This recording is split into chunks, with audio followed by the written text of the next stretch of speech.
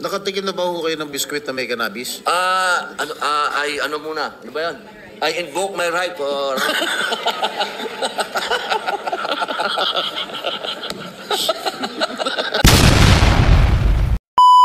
I think I have already conducted my Preliminary. initial interpellation on this measure maybe a couple of years ago. Tama ba? months ago. Okay, so this is just a continuation, Mr. President.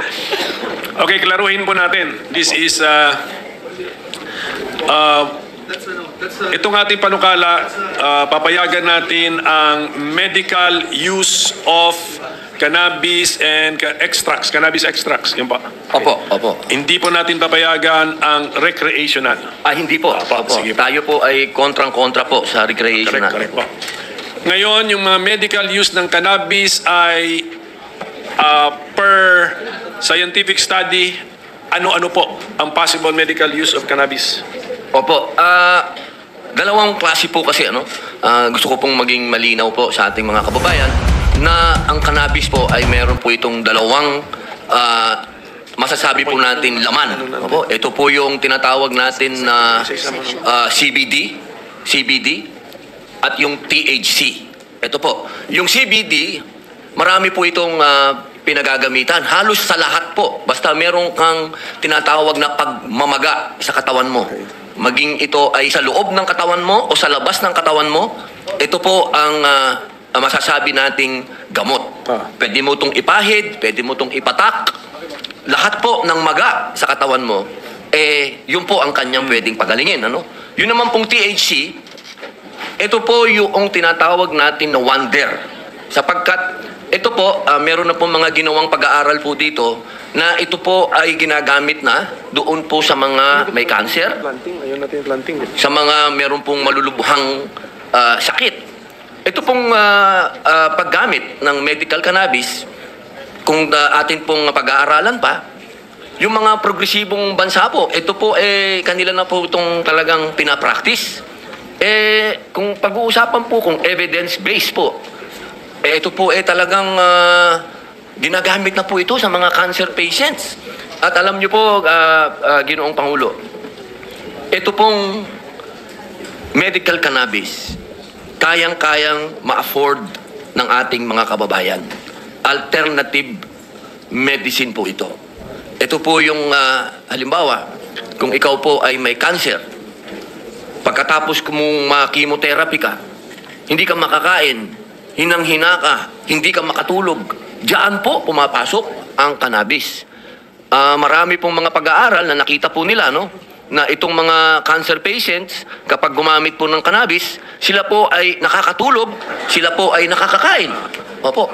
Ganon din po nung nangyari po ito sa California, Ginoong Pangulo, noong panahon po ng kasagsagan ng AIDS po, meron po silang nakitang isang grupo na bakit itong mga may AIDS na ito, hindi sila namamatay kaagad, hindi po sila pumapangit, hindi sila namamayat. Kaya tinanong po sila kung anong ginagamit nila. Ang sinabi po nila, cannabis. Kasi sila daw po ay nakakakain at nakakatulog. Kasi yun daw po din ang epekto ng AIDS. Kapag may AIDS ka, hindi ka rin makakain, hindi ka rin makatulog. So ang lahat po ng mga tinatawag po ng mga grabing sakit, ay ito na po talaga ang ibinibigay yung cannabis po.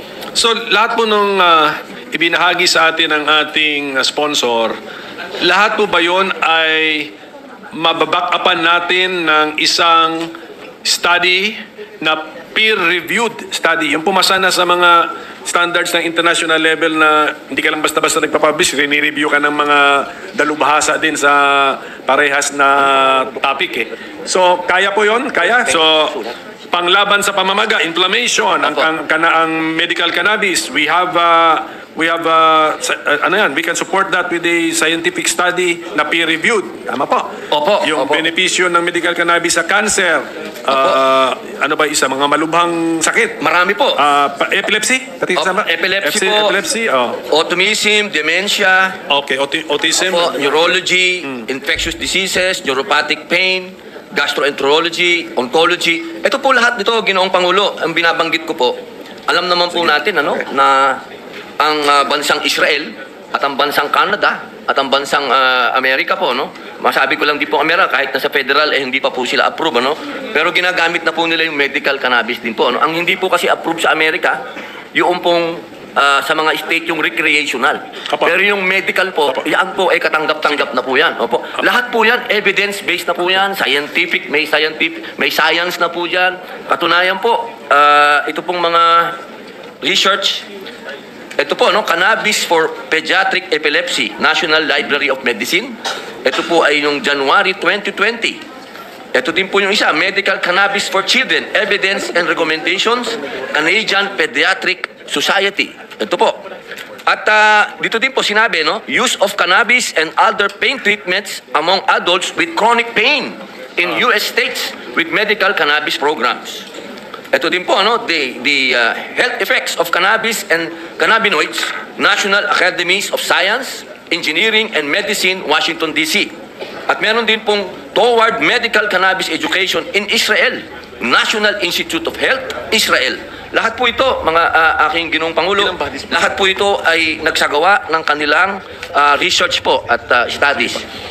So, kung meron po nakikinig sa atin ngayon na gustong ma-access yung mga studies na yan para i-check niya mismo sa sarili niya, babasahin niya, ito po ba ay hawak na ng ating committee?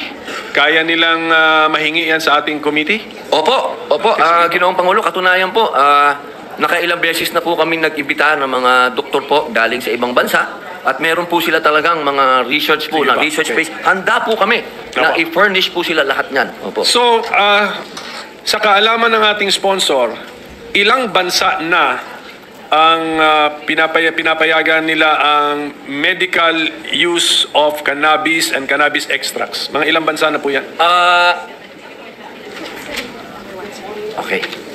Sa ngayon po, 70 bansa na po sa buong mundo ang nag-legal po ng ilang anyo ng cannabis, medical cannabis po. At 50 bansa naman po noong tumaas po ito. Dati po 50, naging 70 na po. 70 po, okay, sige. Opo. 70. Sa pagkakalam ko, more than 190 ang members ng United Nations eh. Apo. So kung makikita natin, minority pa rin, 70. Ano kaya ang alam nung 120 other nations na hindi nag-adapt ng medical cannabis? Siguro po, Ginoong Pangulo, kulang pa din po sila sa konti pong kaalaman. At siguro po, hindi pa rin po nila narinig pa yung bagong statement po ng United Nations po na iniiba po yung schedule po ng cannabis. Opo, dati po kasi talagang ito po ay sinasabi nilang bawal.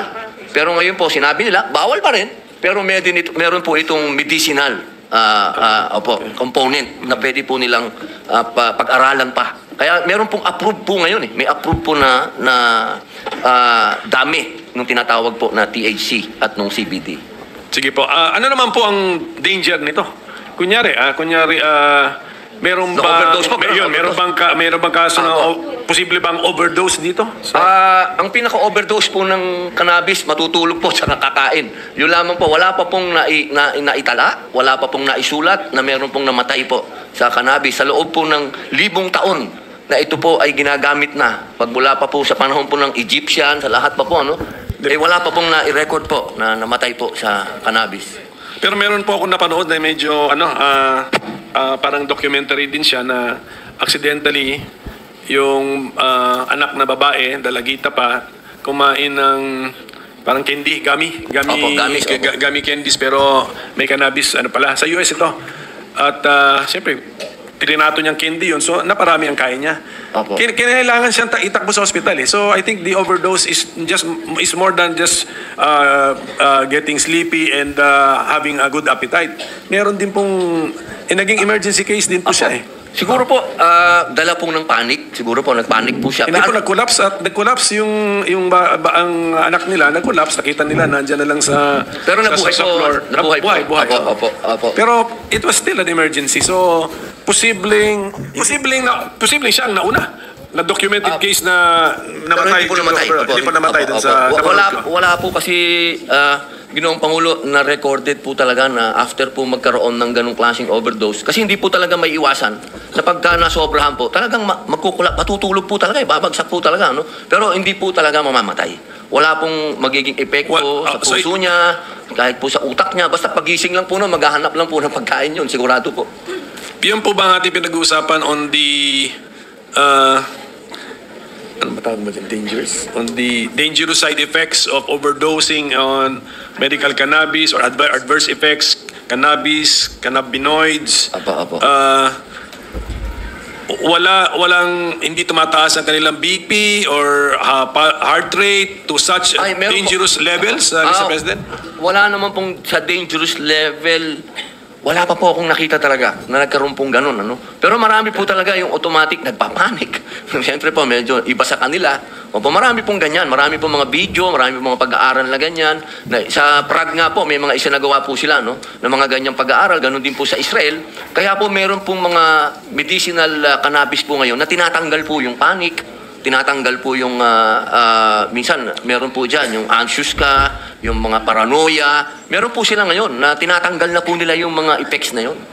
Pati nga po yung namumula yung mata. Kaya po, Ginoong Pangulo, pag kinumpare po natin ang cannabis, yung medical cannabis, doon po sa recreational marijuana, malayo po talaga. Napakalayo po. Kasi yung pong medical cannabis, naaalis na po nila kahit yung pamumulan ng mata. Ano na po yan? Nandun na po sa development niya. Pero yung recreational marijuana po, talagang marumi yan. Hindi po talaga... Wala sa usapan yan. Wala dito sa bill natin. Opo. Pero tapos ang medical use lang tayo ng cannabis and cannabis extracts, and these are prescription-based drugs or medicines. Opo. So hindi pa rin siya over the counter, basta kailangan doktor pa rin ang magbigay ng prescription o magrekomenda ng Tsaka po, gamot. dapat po, Ginoong Pangulo, yung pong doktor, nakapag-aral po siya ng patungkol po sa cannabis. Opo, hindi po basta doktor lang. Nasa bill natin yun? Opo, nasa bill po natin. Saan mag-aaral si doktor para makakuha ng additional knowledge or experience? Katulad po nitong huli, nagpadala po kami ng doktor dito, nagaling po sa Amerika. Siya po ay si Shixia Gallo. Nagsagawa po siya dito ng seminar. Siya po ay clinical pathologist at siya din po ang maraming clinical and scientific studies na ginawa po sa Amerika. So kung maging batas ito, Magpapapunta po tayo. Opo. Ng mga anong body yung mag-organize ng mga fora na ganyan? Opo, yung pong ating bill nandoon po no. Ilan ba? Opo sa section 29. Ay ano na nga? Section 29. 29. Opo. Ito po, basahin ko po, Ginoong Pangulo.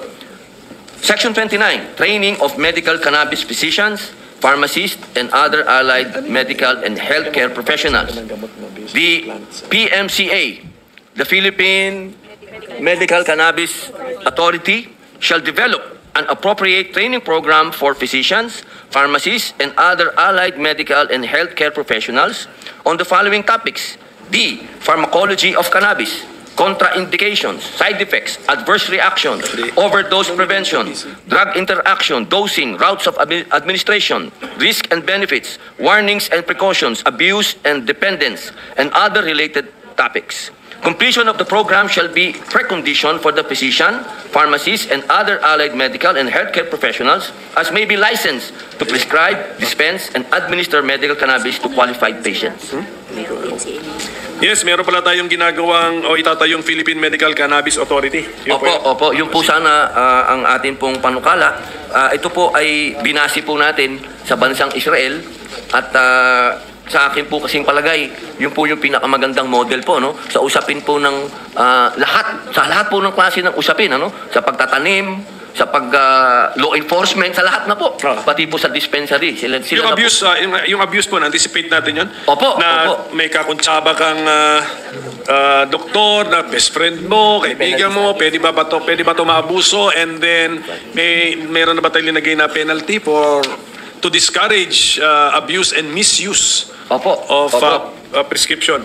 Opo, sa section 25 po, sa prohibited acts, medyo mahaba po ito, Ginoong Pangulo. Pero nandito po lahat kung ano po yung mga po pwede nilang, halimbawa po, yung doktor ay dumiskarte po, ay malaki po ang kanyang pananagutan.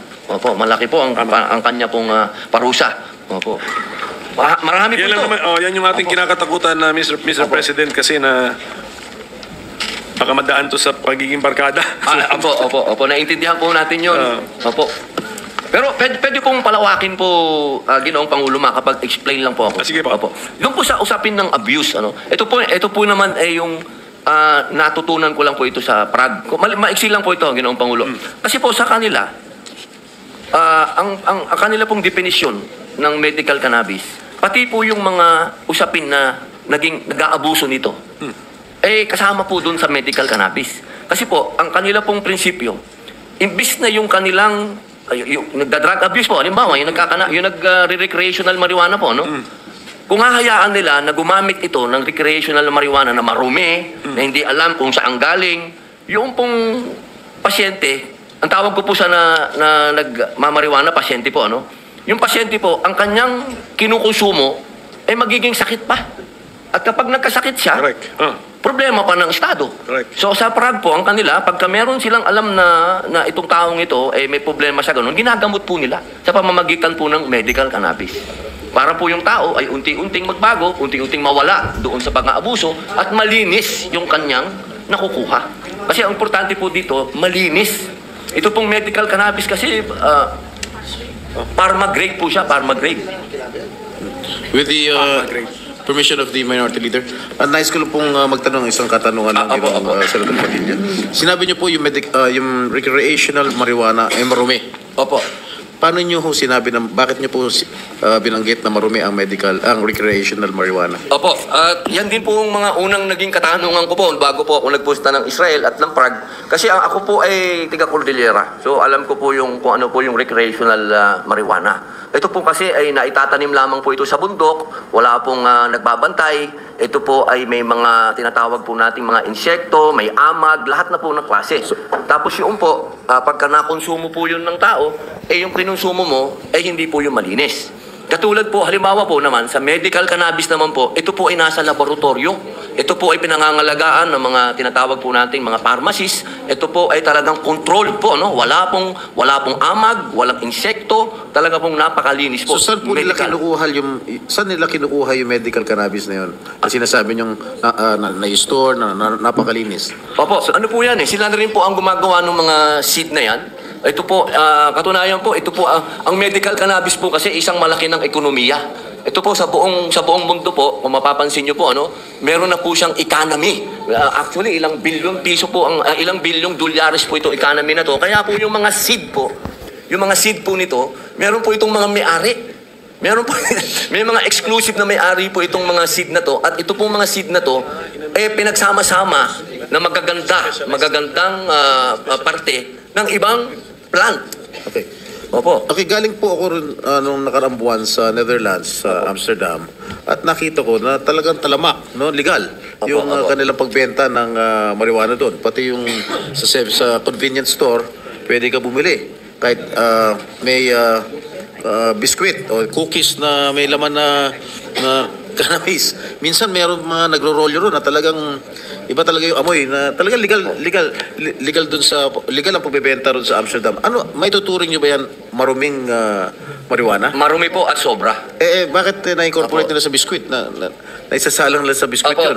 Ibig sabihin yung binibenta nilang biskwit na may halong marijuana, marumi rin yun? Hindi naman po sa usapin ng marumi na ibig sabihin lang po, hindi lang po siya pharmaceutical grade. Kasi ang hinahabol po natin talaga dito, Ginoong Pangulo, pharmaceutical grade po talaga. Dumaan po talaga sa mga laboratorio talaga na talagang kalinisan po ang kanila pong number one na talagang pinapatupad. So, kasi po, Ginoong Pangulo, yung sa Netherlands po, recreational din po yun Talagang, hindi naman po. Opo. Pero yung nagtataka lang ako, dahil iba sinasama sa brownies, sinasama nga sa cookies, sa biskwit. Kung kinonsume ng tao yun, ano mangyayari? Magiging high ba sila o? Depende po. Kasi ang cannabis din po, iba't iba na rin po siya Meron din, sigurado po, ma-high siya. Pero depende po dun sa kanyang... Kasi ang medical cannabis may mga kategorya na po yan eh. Opo, meron pong tinatawag na sativa, may tinatawag na indica, may tinatawag po na hybrid. Ayan po yung hindi po naiintindihan ng mga ibang kababayan po natin na kapag sinabi po natin kasing medical, para din po itong talaga pong gamot talaga. Nakatikim na ba ho kayo ng biskwit na may cannabis? Ano muna? Ano ba yan? I invoke my right for...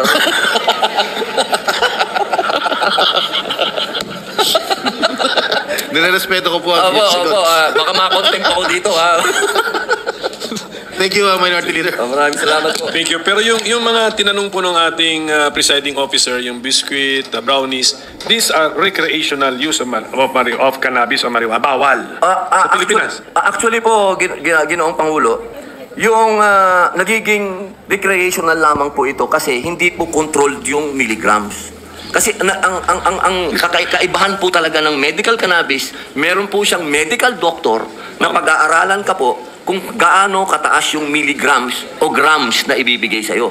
Yun po ang kaibahan.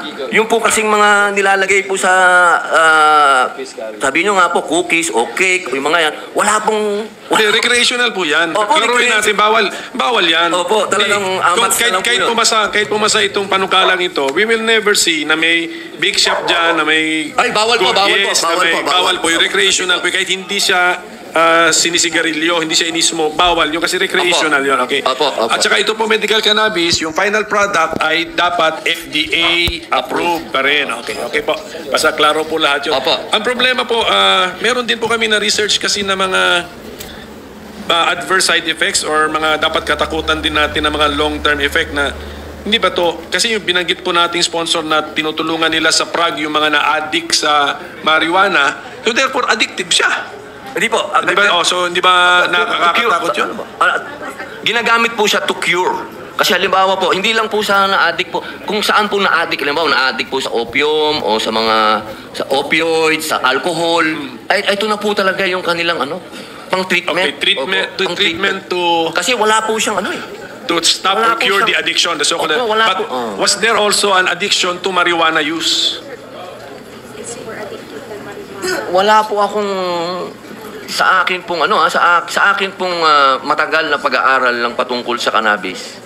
Wala pa po akong nakilala na masasabing naging addict sa cannabis. Sa alak po, marami akong nakita. Ang meaning ng addict talagang yung Alamak hindi po, na niya makontrol yung desire niya o nanginginig na siya, hindi na siya makafunction ng normal dahil kailangan niyang Kailangan niya yun. makakonsumo. Opo. So, Opo. Wala po kayong na-meet. Oh, wala pa po ako. Or lahat ng na-meet yung nag-invoke ng right against self-incrimination. Ayun ba? Di po, karamihan po. Hindi naman po, Ginoong Pangulo, kahit po sa mga rehab po, kahit po sa mga rehabilitation center, hindi po kailanman naging issue ang marijuana. Ang laging issue is shabu, alak eh. Sige. Opo. Sige po, posible din ba, meron kasing may nagsasabi pwede rin dahil sa long-term use, maybe kahit recreational or kahit medicinal, pwede rin magkaroon ng cognitive impairment. Ibig sabihin nun yung siguro, mas madalas ka na makalimot, yung memory mo, nababawasan na, ano pa, yung alertness mo. Pwede pong mangyari din po talaga yun. Pwede din po. Sabi po ng mga experts natin dito, pwede daw pong mangyari yun. Okay. Pero kung ang isang medical cannabis patient po ay sumusunod sa doktor niya at ginagawa niya po lahat yung inuutos ng doktor niya, imposible pong magkaroon siya ng ganung diferensya. Ano? Apa. Yung mga pwede pong magkaroon ng ganun, yun po yung mga walang disiplina at hindi po sumunod sa doktor nila. Sige po, Mr. President. So, yun lang ang kailangan natin bantayan, yung abuse. I think, ilang bodies ang kailangan natin makreate para masiguro natin hindi maabuso yung sistema. So, we have already the PMCA, ano pa? Dito po sa ating pong panukala, sa ilalim po nung, isa lang po siya, Section 5, Philippine Medical Cannabis Authority. Pero siya po, under supervision din po siya ng DOH po. Parang sa Israel po, nung pumunta kami sa Israel, ang una pong sumalubong sa amin, yung Department of Health po nila, tsaka po kami pinakilala doon sa kanilang Cannabis Authority. Opo. Parang ganun din po, Ginoong Pangulo. Meron pa pong Medical Cannabis Advisory Committee. Opo. So, hindi ba to hindi ba tayo masyado nang magagastusan sa budget sa dami ng ating mga ginagawang mga institusyon para lang masiguro natin na hindi na abuso ang paggamit ng cannabis and cannabis extracts? Opo, sa totoo lang po, aminin ko po sa inyo, Ginoong Pangulo, ako po ang naglalagay ng safeguard po dito. Dahil ayoko po talagang ito ay maabuso. At patungkol naman po sa kung ito po ay magdadagdag ng gastos, gusto ko pong ipaalam sa ating chairman at sa ating pong Ginoong Pangulo na ang cannabis po sa buong daigdig na nagbibigay po ng pahintulot sa medical cannabis, hindi po ito kailanman nagbigay ng additional na gastos sa gobyerno. Ito po ay nagbibigay pa ng tinatawag po nating return of investment. Ito po, nagkakaroon po ito ng...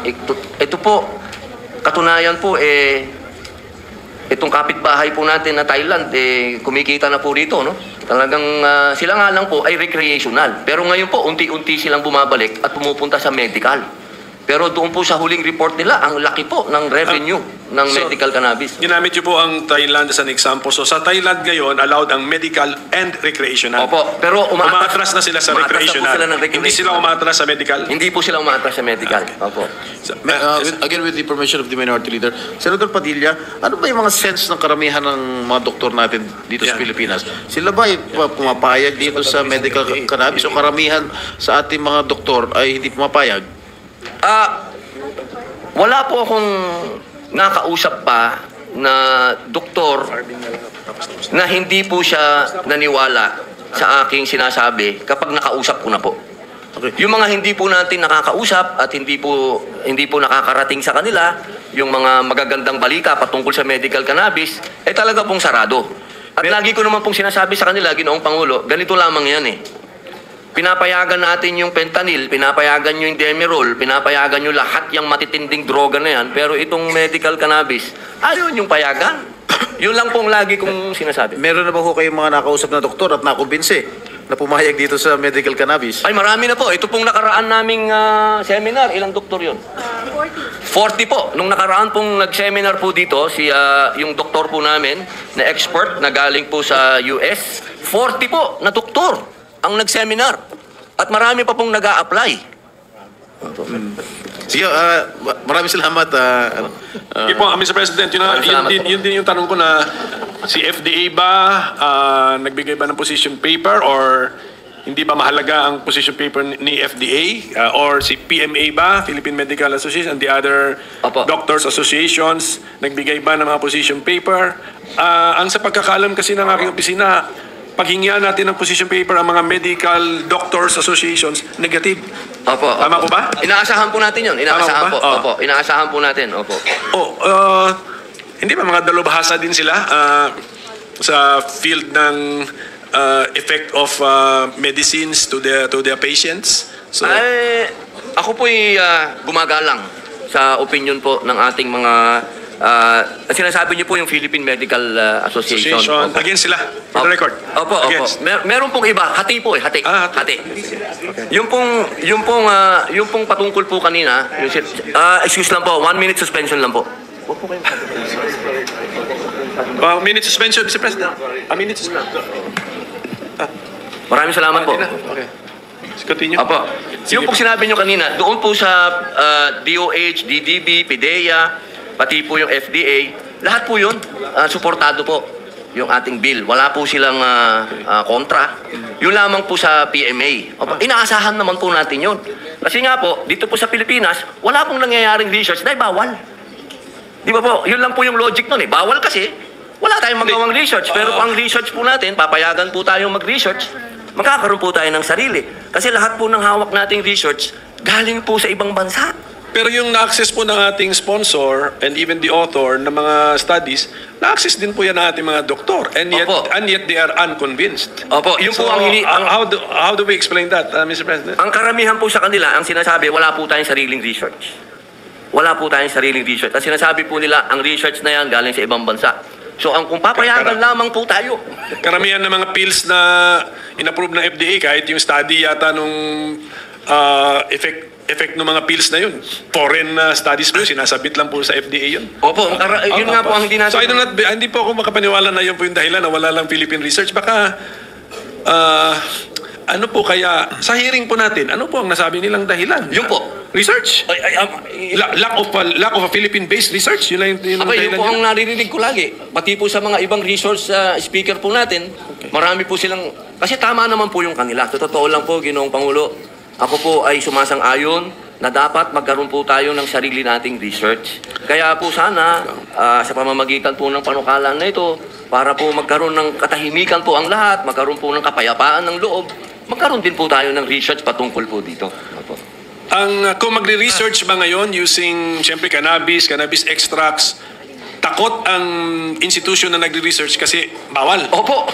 Dito lang po sa So, tabi ko. kailangan muna itong batas na ito even before that research to be done. Pero ang batas na ito kasi legalizes already the use of medical cannabis. So, parang pointless. Hindi po, sarili po nating research para po makumbinsi po natin. Kaya nga, Opo, ang posisyon po ba ng ating sponsor ay walang maka-research na Philippine-based research, Philippine subjects siguro, Philippine-based subjects on medical cannabis, cannabinoids, cannabis extracts. Kasi kung wala itong batas na ito, bawal yung mga raw materials na ginagamit nila. Opo. Pero itong batas na ito allows already the use of medical cannabis, making that research practically pointless. Kasi po, ang pinupunto ko po, Ginoong Pangulo, yung po kasing posisyon ng mga hindi po sumasang-ayon. Kailangan po silang ma-at peace. Ma-at peace po. Ma-at peace lang sila kung magkakaroon po ng research na tayo po ang gumawa. Kasi meron po namang mga... Okay, Apo. Meron naman po kasing mga research na po na naisagawa na po doon nga po sa mga progresibong bansa na katanggap-tanggap na po. At sinasabi pa po ng United Nations na ito na po talaga yung schedule niya. Okay, sige po. Ito na lang po, just a few more questions na lang. Yung bago tayo, kunyari maging batas na po ito, bago talaga magamit yung medisina na may cannabis or cannabinoids or cannabis extract, or bago ito mabenta sa publiko, ilang lisensya ba ang kailangan makuha nitong medisina na ito bago siya maging available sa publiko? Aba, yan, magandang tanong yan. Kasi hindi namin mabilang sa dami ng steps dito po. So, Sa totoo lang po, Ginoong Pangulo, ako po lahat ang gumawa ng steps na yan dahil gusto ko po talagang makasigurado na hindi po ito maaabuso. Opo, pero handa po akong tumanggap ng amendments po ng ating mga kasama. Pero Sige ako po talaga, ang posisyon ko po, Ginoong Pangulo, higpitan. sige po. So, takot din po kayo? Opo. So, mayroon din kayong parang alinlangan? Wala pong alinlangan, takot lang po na baka ayoko po kasing maging recreational. Yun lang po ang takot ko. Ayoko pong maging ang bill na to maging daan para ang Klaro. iba ay gawing recreational ito. Ayoko po. Klaro po tayo, sa ating interpellation, hindi sakop ang recreational. Opo. So ito po ang last issue ko na lang, Mr. President. Napansin namin na pinagbabawal pa rin sa bill natin, although ang objective ng bill is to make medical marijuana or cannabis use legal, pinagbabawal natin ang planting of marijuana plants even for the purpose of using the plant for medical purposes.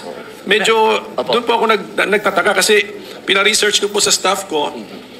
Meron tayong mga approved herbal medicines, ampalaya, ano pa ba? Kahit sa bawang, sa bayabas, Moringa. allowed. So allowed the medicine, allowed ka mag-plant for that. Ngayon ito, i-allow natin pero bawal ka mag-plant. Ano po ang ibig sabihin nun?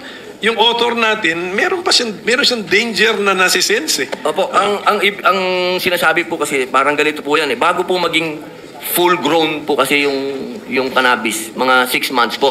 Ang sinasabi lang po natin ito, halimbawa pumasa po yung batas, hindi pa po tayo pwedeng magtanim kagad. Kailangan magkuha muna po tayo ng knowledge para po gawin yung medical cannabis. Kasi ang alam po natin sa ngayon, Ginoong Pangulo, ang knowledge po natin, yung recreational. Yun po, ayoko po yun eh. Kailangan po, ang gusto po natin kasing makuha yung knowledge ng medical cannabis. Ilang buwan muna po yun bago mag-produce. So sa una po siguro, mag-import muna po tayo doon sa gumagawa po ng best practices. Halimbawa po sa Canada, sa Amerika, o sa Israel, kung ano po yung papayagan ng FDA. Habang ginagawa po natin yung atin. Kasi ayoko naman pong habang buhay tayong nag-i-import. Kasi hindi rin po tayo kikita doon sa economy niya. Kasi may economy po siya eh. Sige po, ako I just want to be consistent na kung talagang i-legalize natin ang medical use of cannabis, we should regulate the planting of pwedeng marijuana plantations for that particular Opo. legal purpose. Nag-illegal Yes, kasi. Opo, So, tama po. yan lang po yun. If that should be possible. Pero kung Opo. natatakot ka dahil sasabihin mo nasa Pilipinas ka, so naintindihan ko po yun. Pero it's also time for us to also parang level up. Opo, No, na opo. dapat law enforcement, kasi puro law enforcement nandito sa mga Opo. safeguards po natin eh. So Ako po naglagay. kung wala tayong tiwala doon sa safeguard na yun sa farming, sa planting, bakit tayo magtitiwala ngayon na the other safeguards against abuse will work? Opo. So it's either we trust that our safeguards will work or do not trust that they will not work, di ba? So yun lang po yun, yung napansin ko po yun. Kasi pati farmers natin, i-deprive natin sa isang legal activity or, Opo. or legal economic activity. So yun lang po yun. Kung pwedeng mabalikan lang po ng ating... Opo. Ginoong Pangulo, mabanggit ko lang po, meron din po akong... Ayusin na lang nila to. Meron din po tayong, Ginoong Pangulo, meron po tayong bill din po dyan na hindi pa po natin... Pero tungkol din po ito sa cannabis. Pero ito naman po yung tinatawag nating industrial hemp. Ito po yung pwedeng puntahan ng ating mga magsasaka. Pero another na lang po, another discussion po yun. Pagka yung bill na po na yun ang pinag-usapan natin. Opo. Iba po kasi yung industrial cannabis, tsaka po yung medical cannabis. Okay. Opo. So what is industrial cannabis? Ito po yung mga ginagamit po sa damit. Iba po yun. Opo. Iba po yun. Opo. Ang akin pong point, ulitin ko, na kung ikaw ay magtatanim ng isang plant, isang tanim para supplyan ng isang legal na industry, bakit bawal? Opo, wala po. Ayun po. Opo. Pero yun po, tama po ba ako na napansin ko na sa ngayon, sa pagkasulat, bawal? Opo, 6 months po na wala muna pong... For 6 months 6 lang months from the po, effectivity of this act. Opo, Tama ba yun? opo. For 6 months. I-review na lang po namin because we did not get that impression Opo. na temporary lang pala. Sa Section 15 po, Ginoong Pangulo. Section 15. Nandun Sige, po. all the more that we can dispense with it, contemporary lang din pala, Mr. President. Opo. Sige po, thank you to our sponsor. Thank you. Thank you, distinguished minority. Thank you, Senator Padilla. Majority Leader. Maraming salamat po.